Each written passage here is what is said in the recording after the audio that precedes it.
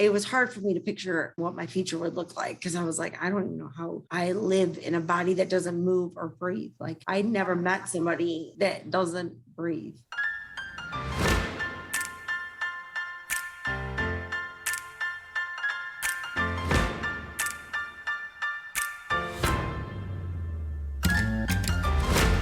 Hey, Michelle. Hey, Carling. How's it going? I'm okay. We're back in person. Ooh, ooh, ooh. My God, we're cool. Yeah. You had COVID. I did. It just ran through your house. I still don't feel great, but... And you don't know, like, Jude was patient 0? Yeah. Jude and then... I think Julia. No, Jude and then me. And then Julia and then Claire. But never Kate or Adrian. Which is what's in their Cheerios that they're, like... Yeah. Super immune system. Yeah. This is not fun. No, 10 out of 10 do not recommend. No, there was lots of fevers. There was some throwing up. Yeah. There was lots of coughing. Was Julia the one throwing up? And Claire. Oh. Yeah. So Julia's the pukey kid. She is the pukey one. Yeah. I still don't have much of a voice and I'm very congested, and I still have a cough, but other than that, I'm great. Other than all those things are great. Yeah. Thriving. Yeah. And you went back to work pretty quick. You only took 5 days off? Yeah, I went back to work on Thursday. Worked Thursday, Friday, Saturday. Definitely tired today and go back to work tomorrow. So yeah, but then you have Wednesday off. Yeah. Yeah, Wednesday off. What's new with you? I don't know. Just before we recorded, I was like, what am I going to talk about? I don't think a dang thing. Oh, that's boring. Yeah, I don't know. Okay, I have a quiz for you. I'm into it. Because I want to know what side of TikTok you're on. I already know, but I'm just curious. I don't know. Okay. If I say mom talk swingers, does that mean anything to you? No. Okay.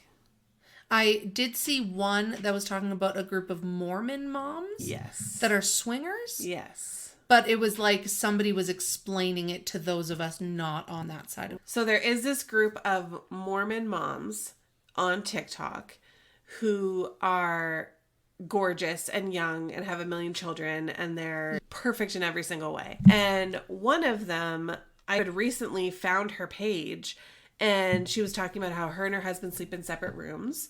And a lot of people are like, oh, that's signs of divorce, blah, blah. A lot of people do that. I find a lot of people sleep in different rooms. Sleeping is such a personal thing. And people sleep so differently that some people just need to sleep in separate rooms. It doesn't mean that your marriage is crumbling. No, I think that's really valid. Yeah. But then she was making jokes about being in an open marriage and her husband's girlfriend. But she does a lot of these things for views and clout. Yeah. And so it's really hard to know if anything she's saying is true. And then all of a sudden she posts this TikTok about how she's in her 20s with 2 kids and now she's getting a divorce and moving to another house. And everyone's like, what? Yeah.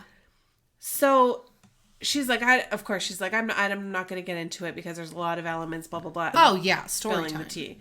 So she starts talking about how her and all these other moms are, with their partners, are soft swingers.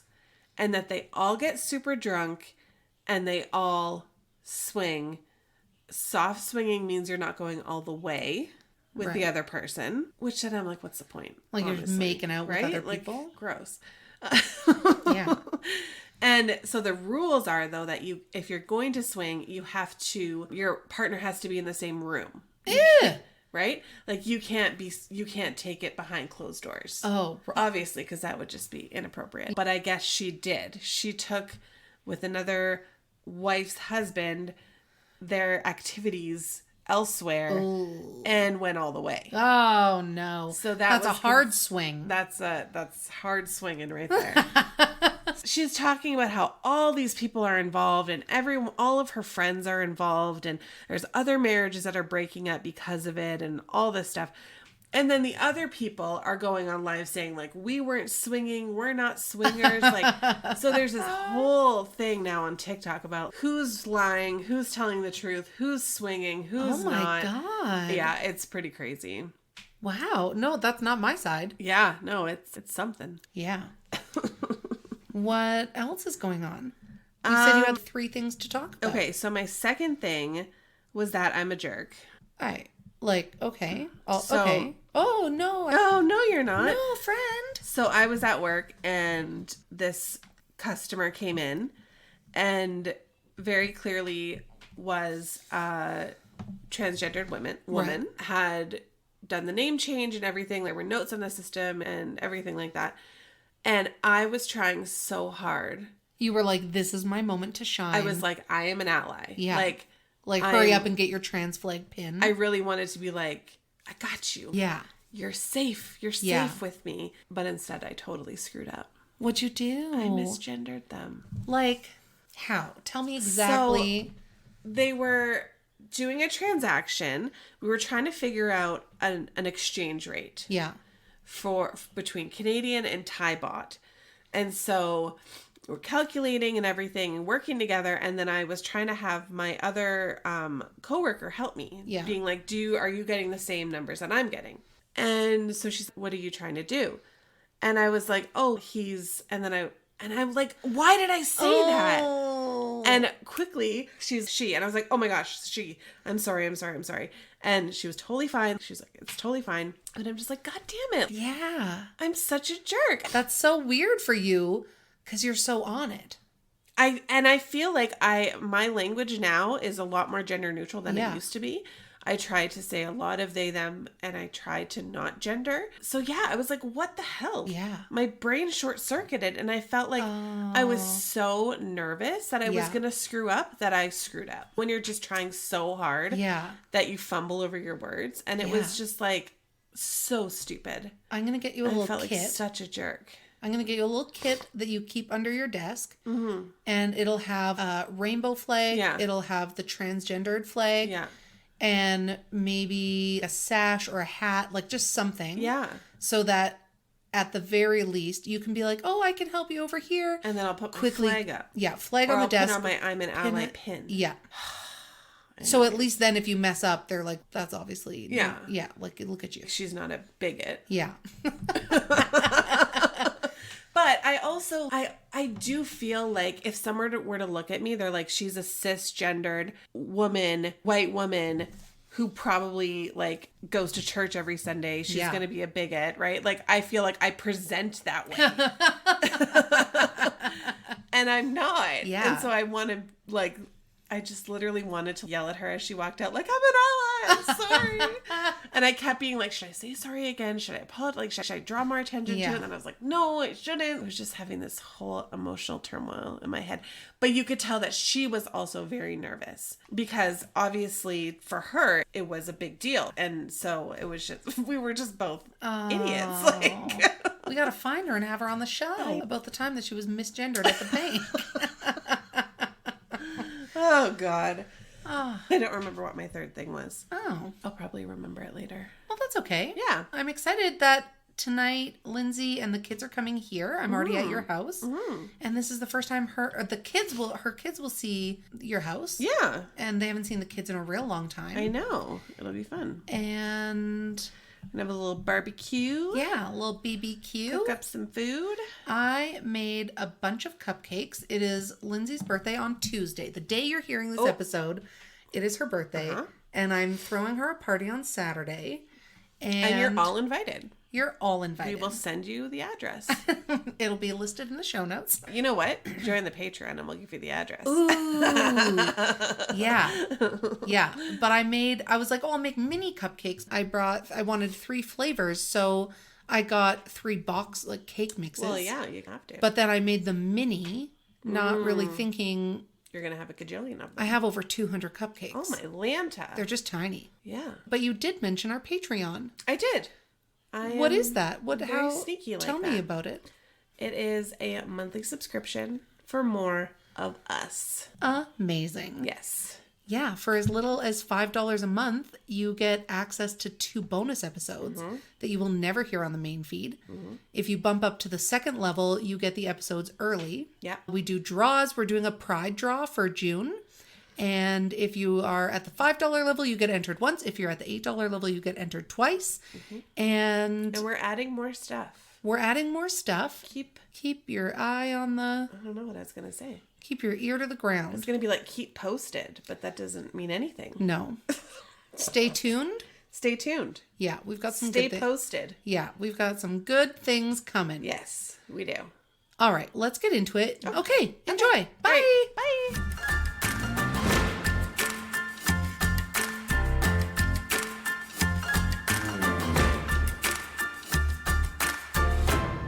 Hello, Laura. Hi, How are you?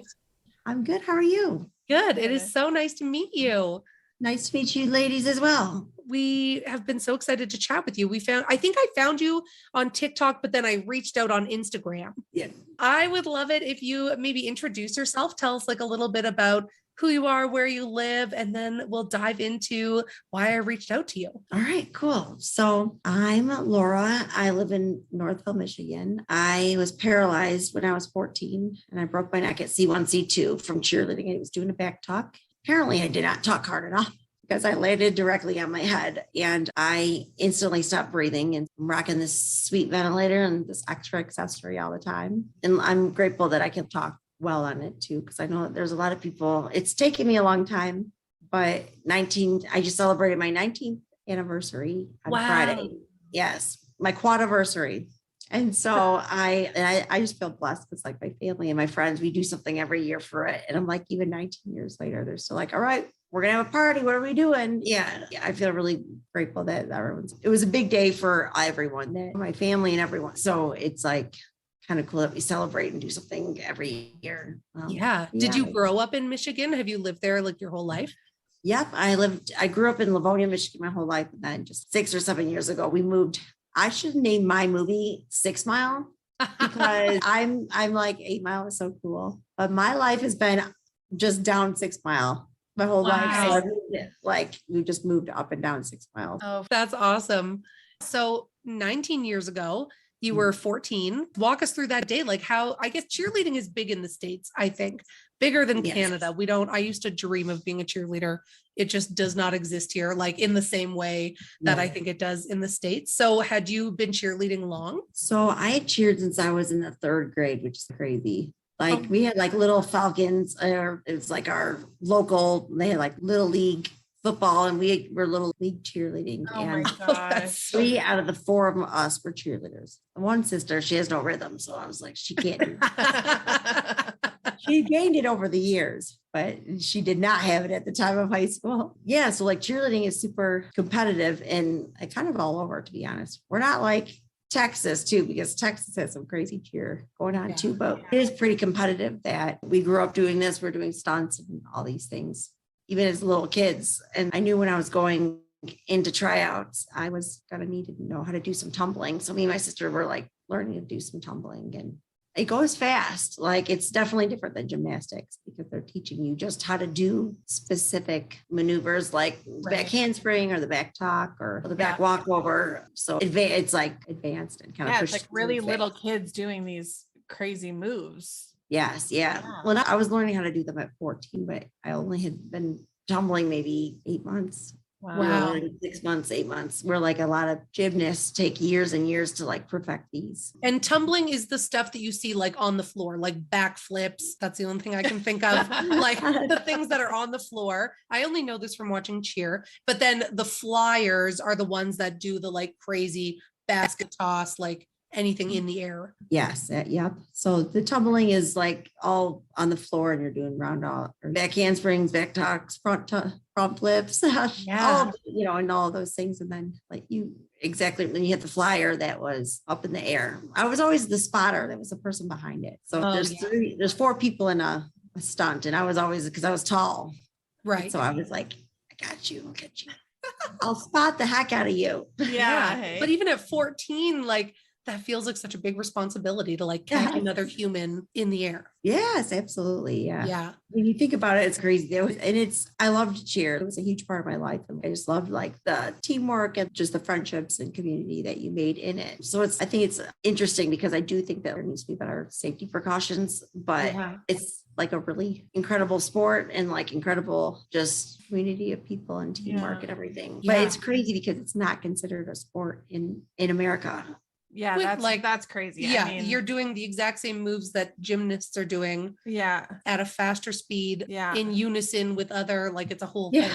Yeah. It's so crazy. I never thought that there would be like a conspiracy theory about cheerleaders, but they literally have lobbied against making it a sport because Why? there's a What's the company. conspiracy? Because I know, so I was on this show with Penn and Tell a long time ago, and it was so interesting. And they did it about, there's a company called Varsity, and they pretty much host all of these. There's 27 nationals for cheerleaders. Like, you're not really the national champ because there's so many. It's like a huge industry. So they lobbied to not have it as not have it as a sport, which means there's no really, it's not regulated. There's no safety regulations. Yeah. I was like, this is so interesting. I like never knew that. And I'm like, Yeah. Yeah, because then more people would have to be involved, and there would, like you said, there'd be more safety, and then there would be less, you couldn't do as much because there would be people saying that's not safe. Yes. Well, because cheerleading has the highest rate of catastrophic injuries out of any sport. Oh my God. Yeah. Wow. Yeah. So were you doing cheer through school or through like a company? Like, so I was doing it through my community, and then I was going into high school. And that is high school really where school cheer takes off? Yeah. Yep. And they do have travel teams of cheer, but I wanted to do it for my high school instead. Yeah. So can you walk us through the day of your accident? Yeah. Honestly, it was like the most beautiful day. Like in Michigan, it was like 78 and sunny. I like had a full day at school. I was like getting ready, and my sisters, I don't know why this, like, still to this day, I was like not really a big hot dog fan now, but I had 2 hot dogs that day. I'm starving. So I don't know what was, maybe it's the hot dogs. I don't know. Yeah. But, so me and my sister were getting ready, and I got home, got my schoolwork. We were going to tryouts, and my sister took me because she was the JV captain at that time. So she knew all like what we had to get done. And so we walk into tryouts, and we're doing just like learning the routine and everything. And then it came time for tumbling. And so like they had like groups of people. And at the time they didn't have professional spotters. So my sister's friend was my spotter at this time. And I just feel bad because like it was another student, and that's like a lot to put on another kid. Absolutely. Like it's one, and at the end of the day, it was an accident that happened. It wasn't any of the fault of anyone. I just feel as though it was just like unfortunate that I have just another kid in general and my sister's friend. Yeah. So I'm like, I'm going in there, go big or go home. I'm gonna go do my back tuck. So I get in there, get on the mat, and I flip back, and like instantly I thought I had knocked the wind out of me because I had that happen to me before. And I was like, no, I'm not moving. Because like normally you just sit up and catch your breath. And so I just laid there, and I remember looking at people and just like mouthing the words, like, I'm like, I can't breathe. Like, oh my God. So I was like awake when it happened, and I just couldn't communicate to them. And so, and I'm so grateful, honestly, to be here because I never got CPR. And so they never so between them, me breaking my neck, them realizing it was something serious, them calling the ambulance, and the phone call dropped. So I had to call the ambulance again outside. It was probably like 7 minutes. And so I felt really without oxygen. At some point I passed out, and my sister was like, Laura, you were like a color no human should be, like, you just were like gray. Oh my God. Like, I just feel glad that the ambulance got there and they intubated me right away. Why did nobody do CPR? Were they just nervous about your injury? Moving you, or Yeah, I think they were in shock. Yeah, because they called my dad, and my dad's like, I was just planting flowers, and my mom was at a bunco party in the neighborhood. He's like, and I had broken my wrist and my collarbone before, and like during other times. And so I didn't even think about calling. Like, I almost didn't call your mom, but figured she probably would want to come because they called him. Hey, Mr. Jackson, Laura got injured. She's on her way to the hospital, and they're like talking to someone off the phone. They're like, where could Mr. Jackson pick her up at? Oh my gosh. I don't think they knew the severity of my injury at that time. And was it just another bunch of 14, 15, 16-year-olds? Like, no, there was coaches, and there were adults and stuff too. And I just think they probably were incredibly nervous. I don't think anyone truly understood how horrible my injury really was. Yeah. You did the tuck. Did you land right on your head, like on top of your head? Yeah. Yeah. Cause I have a little bald spot where I hit my head. Oh, that's so interesting. I know. And I grew in by it. It's like super smooth. It's just maybe the size of it was the size of a quarter, and now it's like the size of a dime or wow. But like my sister would touch it. I'm like, don't touch me. Don't touch touch my bald spot. Like, I think because my pony was there and then I hit the thing so hard. And like, now I'm like, I can touch it, but I'm like, don't touch my bald spot. Wow. my So the ambulance gosh. gets there. Your dad is told to go to the hospital. Yeah. So they take me to our local hospital and they cannot accommodate my needs at that place. So they airlifted me to Mott Children's Hospital, which is honestly, I just feel grateful that we have one of the best children's hospital in the country. Like it's one of the top 5 children's hospitals and it's 20 minutes away from my house. So I felt really grateful to have that. So they flew me there and my parents ended up driving to the other children's hospital because when they got to the hospital, they're like, oh my God, she's way worse. I wasn't conscious. I wasn't moving. Like, Oh, that's what I'm saying. Yes, you lost consciousness and then didn't wake up again until you were at the children's hospital. yeah, the next day. And so at night, like a blur, I know my family and they found out that I broke my neck. And I know this is a weird thing to laugh at, but my sister, I love her. I have 3 older sisters and we're all really close, but she was like 17. And she heard that I broke my neck and she's like, so she's just going to have to put a cone on for a while. Oh, no. She'll be fine. Yeah. She like told me this after I broke my neck. I'm like, you're so pretty. Is that the sister who also didn't have rhythm? Yes. Oh, no.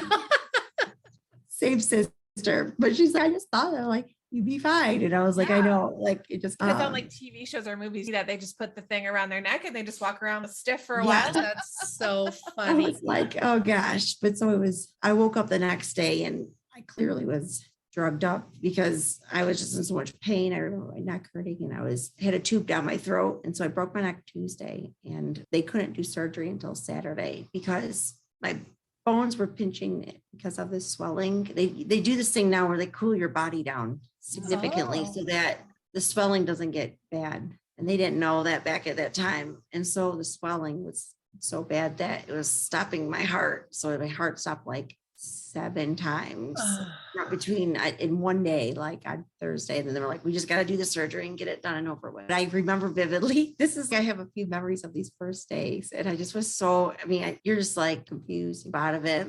But they had like a board with the ABCs on it.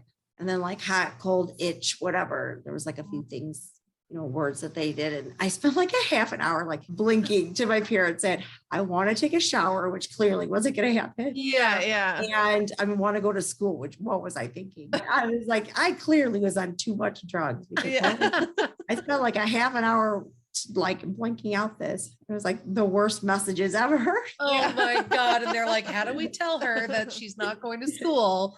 That's not going to happen, Laura. No. And so were you in you would have been like grade 7 or 8? Yep. I was in 8th grade. It was May 13th that I broke my neck. It was not on the Friday though. It was not on a Friday when it happened. Yeah. It was on Yeah. Tuesday. Did they know at the time what the prognosis was? Yep. So they told, and honestly, this was a huge point of just like battling with the doctors and your own inner, because I didn't have a say and I was a child and it was like 2, whatever. But one doctor was like, this isn't a life to live. You need to pull the plug now. And the other doctor was like about to jump over the table and like hurt him because he said that to my parents. And so there was a time that like I was on DNR during this time. So like, okay, maybe we should put her on DNR in case. And then they were like, nope.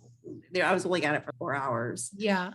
And they were like, okay, we're not going to do that. For a parent to have to, because they don't know, they're not a doctor, but they're just like, how do you decide? They're just trusting the doctors, and one doctor's words and feelings towards this injury is very different from another doctor's. Yeah. And so I think about, I wonder where that doctor is nowadays, because years later they were like, hey, do you want to be like part of our kind of like promotional program, like promoting the hospital? And so like, there was like, I'm not kidding. This banner was so huge of me. And I'm like, I want to walk past every day. Like, oh, and I told her parents to pull the plug. They're proving it wrong. Yeah. And I feel so grateful because this life is not always easy, but it's worth living. You know what I mean? And I think everyone has some sort of struggle or obstacle in their life that they think that they probably can't get through. And then you get through it and you're like, oh my gosh, I'm so glad I survived that. And look at the lessons I've learned over this. Yeah. Absolutely. We all truly do have a story because there's been struggles or obstacles or something that's all shaped us into the people that we are today. And like my dad would probably be like, oh, I hate that you say that. But I'd say I wouldn't take my accident back. If I wish I could walk now, I'd be like, I wouldn't sit down probably for like 19 Yeah. years. Like, Wow. and so I don't know. Don't you think that some of the things you've gone through has shaped who you are? Like, like good, bad, ugly. Yeah. Absolutely. Absolutely. Yeah. Yeah. I find I'm having this like weird brain thing right now because I'm like 19 years ago. That was not that long ago. In 19 years ago, like 1992. I don't know why, because I keep wanting to be like, oh, and I guess it is true. Technology probably has come so far.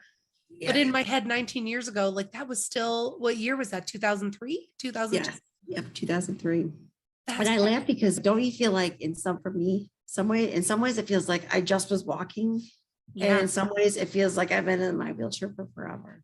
Yeah. Time is so funny. Yeah. I was thinking about that. Like we graduated 20 years ago, but it literally feels like we were in high school 5 years ago. 1990 was like yesterday. Yeah. I, like it's so crazy. And so I guess what happened? You had the surgery, and then what happens in the next like 3 days, 3 months? How long are you in the hospital for? So they did the surgery on Saturday and they were like, it was a 50-50 chance whether I'd make it through just because of how bad my injury was. And my injury is literally like the tip of your pinky finger. That's how much of my spinal cord is affected. Like it's tiny, tiny, tiny. And they took part of my hip out and fused my neck and put it into my neck.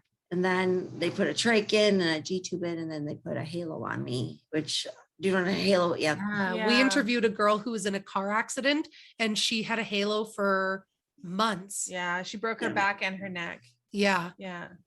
Yeah. I had mine on for 3 months. Oh. And it was like, I just felt like SpongeBob SquareHead. I couldn't turn. I was just like looking at everybody. So I was in the ICU for a month and I couldn't talk or eat. So that was like nothing like you broke your neck. You're never going to walk again. But then you're going to take food away from me. This is some crap. Yeah. But so there's a lot of people that on ventilators that because of how the trach lands. And so they do something like called a swallow test and they make sure that like you're not aspirating any of the food that you're eating. So a month later, I learned how to eat again. I remember it was like 10 o'clock at night and they're like, okay, you can eat. And so my dad rushed down to Wendy's because they had Wendy's in the hospital. And I have like chicken nuggets and a Frosty. And I was like, perfect first meal. Yeah. And then I learned how to walk. And then I just learned how to speak again too. And I'll never forget my sister, not speaking for a month and not having water through my mouth. My voice was like super raspy. And I was like, they like took my vent off or they took my trach down or my cuff down. And they're like, all right, Laura, you can talk now. And I was like, I love you. My sister's like, I love my sisters because they're like, they don't hold back. They were like, are you going to talk like that forever? Oh no. Oh, no. And it just made me laugh. That must be because the trach. So did you know at that point you were going to have a trach your whole life? Yes. And what does it do? So like the tube goes right into my esophagus and it goes right into my lungs. And so the ventilator pushes air into me and like inhales and exhales for me. And then if I like it's allergy season, so I don't have the ability to cough really. And so they use something called a suction machine to suck it all out of me. And I laugh because my sister said sometimes when she's all congested, she's I really wish I could suction this out of me. I was like, the pluses of paralysis. It's okay. Oh my gosh. You have such a positive attitude. You're funny and you're finding like the humor in it all. Did you have that from the beginning or was it like, because I know being a teenager is terrible and everything when you're a teenager sucks. So what kind of was the attitude and the process of you being that young and having that injury? I was a pretty positive person before I broke my neck. And I think like at that time, I really didn't want to show people like, I was like, okay, this is already sucky for me and for my family. So I didn't want to make them feel worse. So I like reeled it in. Right. You know what I mean? It probably isn't always good. And then I eventually it all comes out. So you got to face those feelings at some point anyways. But like my family's super great. Like I laugh because my sisters were like, you got 1 year to pull this quad card, Laura. Then back to normal. We're giving you crap. Yeah. Like, and so they would blow up like latex gloves and shove it in my halo with just the middle finger up. And I'm like, I just be rolling around. They tie like a string to my middle finger. And I'm like, okay. Like they made it. I knew it was hard for me to picture a time at this time, what my future would look like. Cause I was like, I don't even know how I live in a body that doesn't move or breathe. Like I never met somebody that doesn't breathe. Yeah. You know, and so my family was like, you're going to continue to go to school and you're going to do all this and and they really just felt lucky that I had so many visitors and just my family there to make me laugh about the craziest things. And there's a lot of crazy that comes with a new injury, like paralysis. Yeah. And so it's a learning curve. And one of my favorite like thoughts, and I was like, okay, things aren't going to change, but I had hidden all my sister's clothes before I broke my neck because we all were going on spring break somewhere. And so I folded them up really nice. I was like, all right, if I'm going to like make this work, I got to just put the clothes back one at a time. Otherwise they'll know it was me. Yeah. They were like tore our house apart looking for these clothes. And so my sister started sleeping in my bedroom and I like folded them up really nice and put them in my pillowcase. I was all about the long-term plan. Okay. I was going to do it. When she came up to the hospital, just so irritated and mad, she said, I found all the clothes. And I just was laughing uncontrollably. Like you can't hear me laugh. I'm just like just this huge grin on my face. Cause I'm like, oh my gosh, it's probably a good thing I'm already paralyzed because they would have beat me up for sure for taking. Oh my God. But I knew that things were going to be okay. Like they weren't going to hold back just because I was paralyzed now. Yeah. That's really what kept me going. Yeah. So what was it like? Did you do physical therapy, occupational therapy, I guess speech therapy? Yeah. Yes. So I did all of the therapies. Yeah. I was a therapy queen. And honestly, I always think like they keep you busy in the hospital, especially, I was just exhausted. Like I could not stay awake. I was just so tired all the time. And so it was a hard adjustment. I ended up in the hospital. I was there for 7 months from May 13th to December 9th.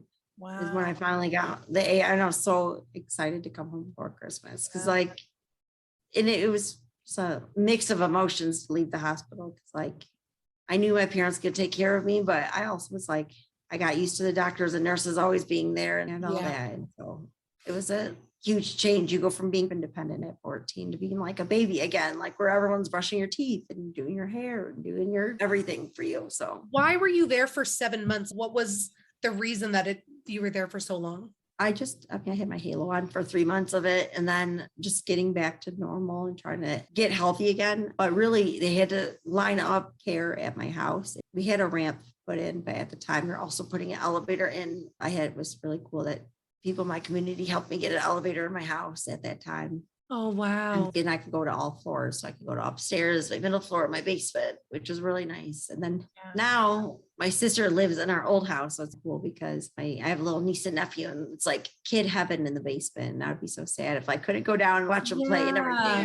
Yeah. And so what is the total extent of your injury? You're paralyzed from the neck down? Yes. Yep. So I'm a C1, C2 quadriplegic, which is like, think about where your ears are. Yeah. And then right in the middle of your spine is where I broke it. So from there down, I can move my shoulders a little bit. I can shrug my shoulders and I can turn my head, which is good because I couldn't do that for a long time. And they ended up taking some hardware out of my neck and a different surgery. And so it gives me a little bit more freedom to move because a lot of people like me don't have as much movement. Like I had to have a strapper on my head for like 1.5 years to hold my head up. Oh, wow. Like I was so real. Yeah. Raggedy and all. And so did you go back to school that same year? So my mom's like, all right, Lauren, I love that my family pushed me to just do what you got to do. You're going back to school. So I came home December 9th and I missed that whole semester. And my one goal was like to continue. I was like, I don't want to miss another semester of school because then I won't graduate on time. So I was like, I just go back. So 6 a.m, I'm like getting up, getting ready to go to the bus. And mind you, this hadn't even been a year since I broke my neck. And I look back now, I'm like, man, the healing journey took years for me to finally feel like not exhausted. Yeah. This just getting used to this new body and the things that it does and everything. So I went to school back in January and I was going a full day. And then I came home and did physical therapy for 2 hours. And then I had to do my homework and I was like, this is too much. I'm like, I was like getting sick and I wasn't feeling good. And so I ended up, to make up for the other classes, I took summer classes and did all this stuff because I had the one goal. I'm like, just you need to do whatever you got to do to graduate on time. I didn't want to graduate a year later with people I grew up going to school with. So it was great having that goal in mind to me when things got tough. Yeah. What kind of support did you have? Did the school offer a lot of support, or did you have to bring in a lot of support? So I have someone with me 24 hours a day, whether it's my parents, a caregiver, a nurse, whoever, because the event comes off. We all know habits. Yeah. But you don't breathe. And I always have someone around me. And so the school, I had a nurse. They allowed me to have my own nurse that was working at home, and she took me to school. I had a posse with me. Nothing says like I had my parapro and my nurse and me. And I was like, nothing says, hey, you're super cool. Going back into school, like with your old entourage of peeps. But it was great because I had a lot of support but it was hard because like I was learning algebra, and then I was telling my parapro how to write it down. And I was like, you know what I mean? Because she didn't know, like, she's not like some algebra extraordinaire either. And so I was probably like, I did this back in school. I didn't think I'd need it again. Ever again. Yeah. Yes. And so it was really, it was a frustrating time. And I glad that I learned how to use my joystick and everything. Like, so I got better with the laptop and all that. So that helped as like more technology came out. Yeah, I was going to ask you about the technology. Have you found a huge difference in when you first had your injury till now? Like all the things that have come out to help and support you? Absolutely. So I saw the mouse stick online. And so I have a phone holder that hooks up to my wheelchair. So you can see it. You see something next to my arm right here? Yeah. So it's flipped back right now, but when it's flipped up, it holds my phone in place. And then I have a mouse stick that has a stylus on the end, and that's how I use. And my sister's like, can you like talk in real words? Because I love sending gifts. Like I just like that's all we do. Like there's endless gifts. That's always there. They're always like relating to what you need to put out there. So yes. And so even I used to talk into Siri. I'd be like, hey, Siri, text. And she'd just come up with the craziest stuff. And I'd get so frustrated having to say it 5 times. Like, and I was like, whatever, decipher it how you will. Yeah.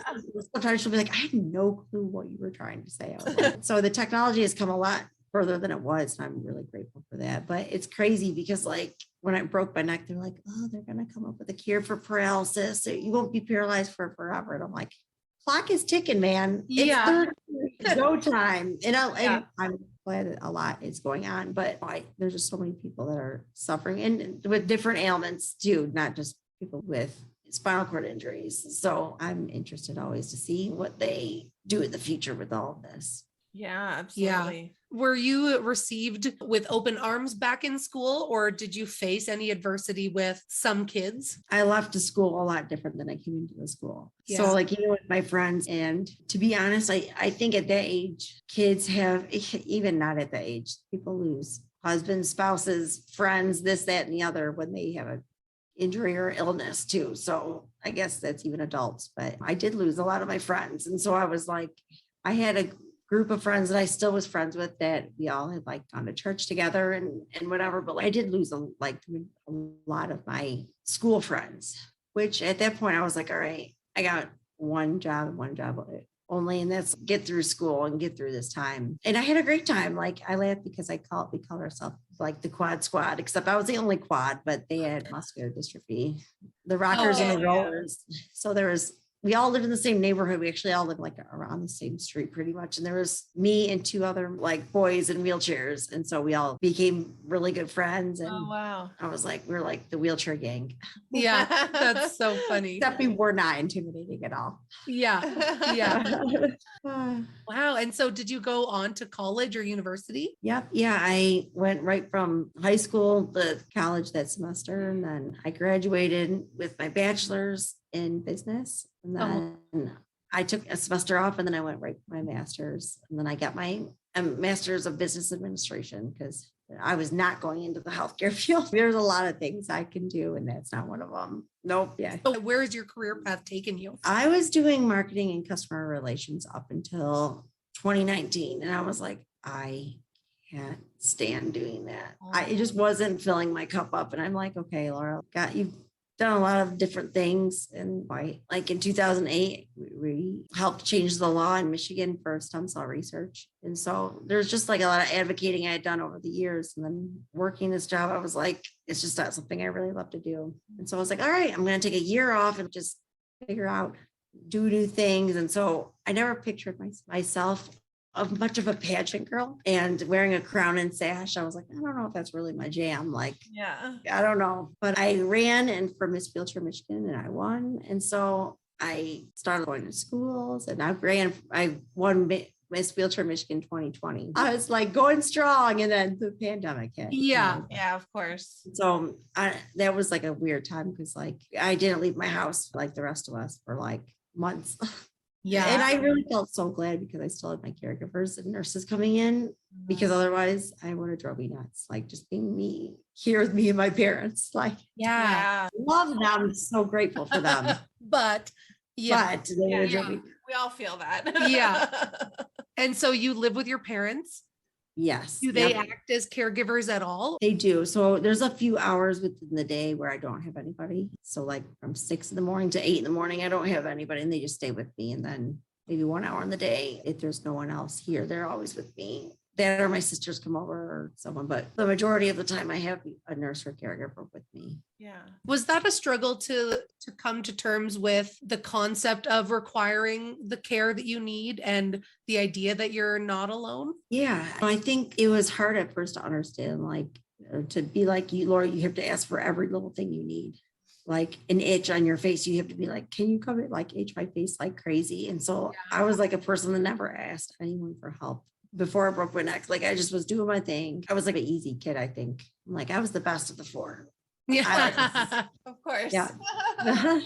but you know, and then you go from being pretty independent to not. And then you get used to, I feel super grateful that I have people that like really take great care of me. And they're all like family. And they're my like best of friends and they're like family. And then my sisters all know how to take care of me. And even my nephew, he's 3. He sits on my lap and I think you guys saw me spasming a little bit. So I have uncontrollable like movement of my body. So it just happens at any time. But sometimes if someone touches me or if there's a spider behind me, and I shake kind of hard. But my nephew, he'll like hold my arms down. He's being so bad. I was like, they're not staying up here. He's like, oh, I know. Like it's great that they all, and even my older nephews, they're always like trying to hold my arms down. They're like, you're strong. I'm like, I know. I can't move, but I am strong. It's like you can't hold my arms down when I'm having these spasms. And so I feel like great that the whole family really has learned.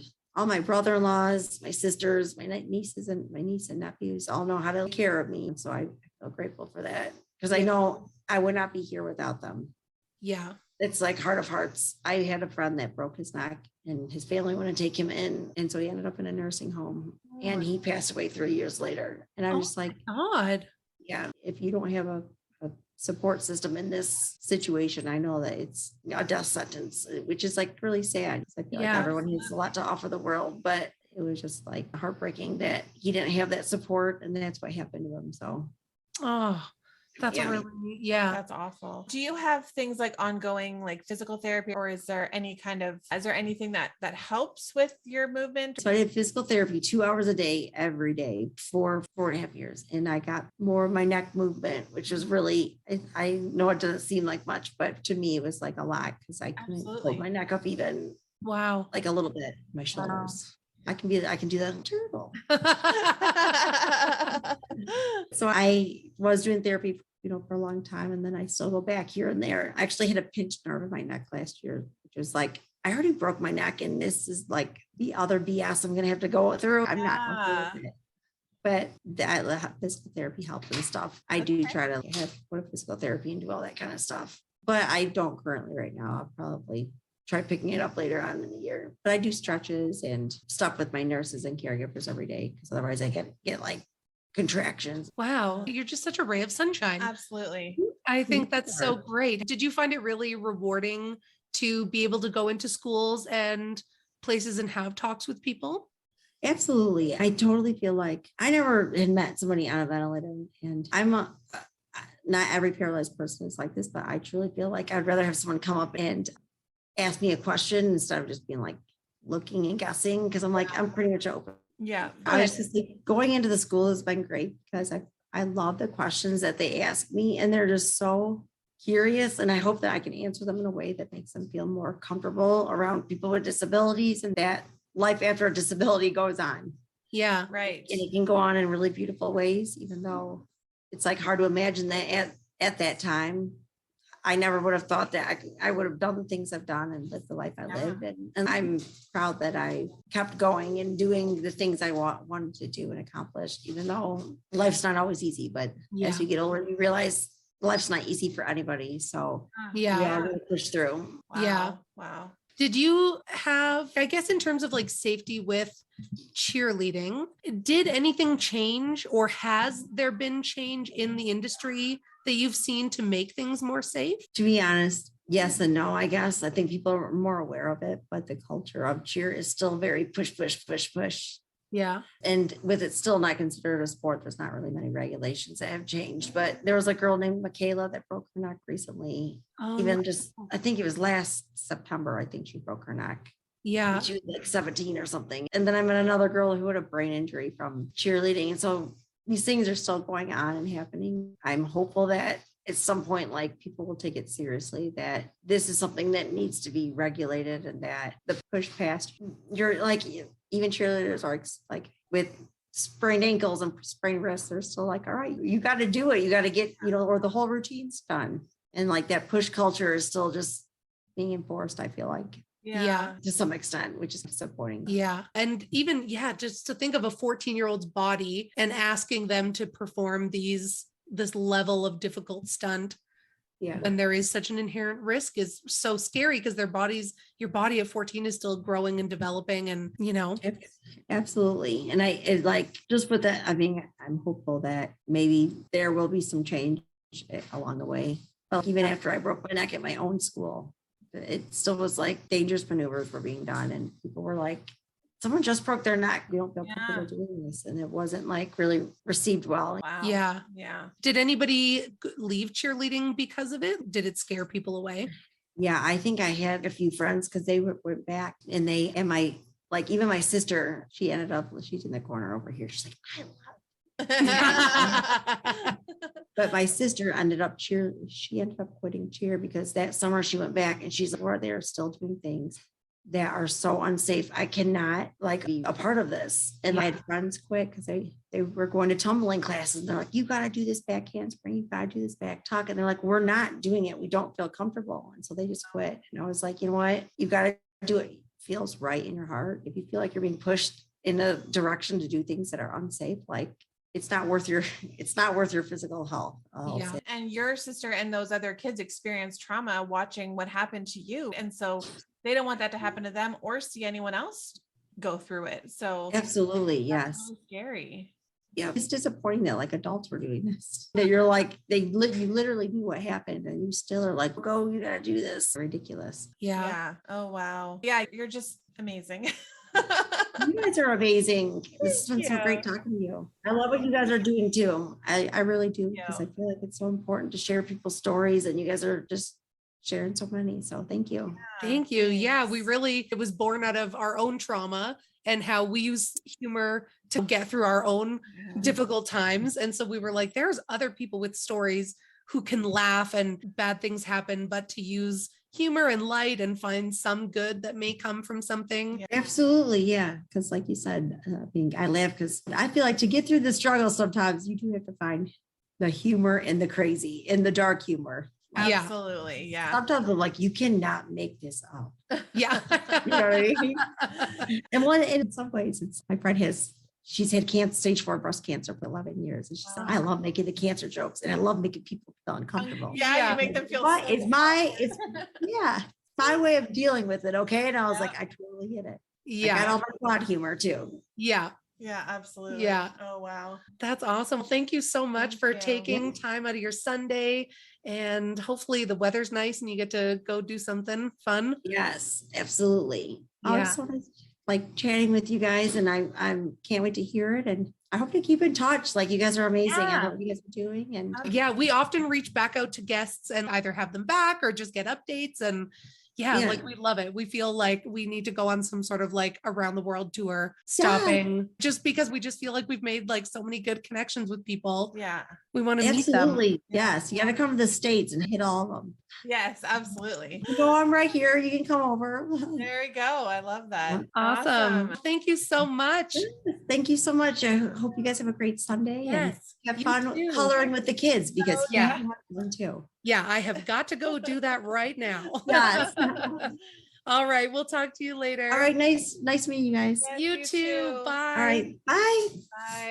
Hey, Michelle. Hey, Carly. I think we made a new best friend and her name is Laura.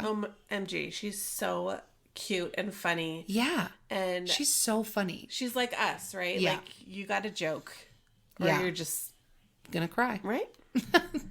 Yeah. Thank you so much for being on our show. You were so great. And Absolutely. we are going to keep in touch with you because you're just such a light. She's such a light and a Yeah. joy. Yeah. No, it was great. Yeah. Great conversation. And I just like totally drew a blank on what do we even talk about in our outros. How do we podcast? How do we do this? It's a struggle. I'm going to put a little teaser out there My that God. we are working on new merch.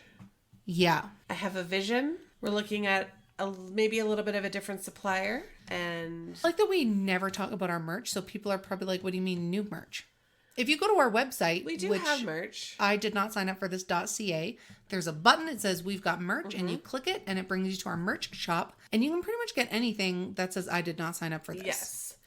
Going a little bit of a different route for the next batch. Maybe some sayings, some phrases, things like that That resonate with us. that you would want on a t-shirt. Yeah, That's great. all. Amazing. Check it out. Join our Patreon. Follow us on all the socials. And I hope you have a great week. I do too. It's going to be today that people are listening is May 31st. So if you know Lindsay, wish her a happy birthday. Yeah. And starting tomorrow, it's Pride Month. Yeah, we're going to Woo! have some Pride Patreon episodes. Yeah. So check it out.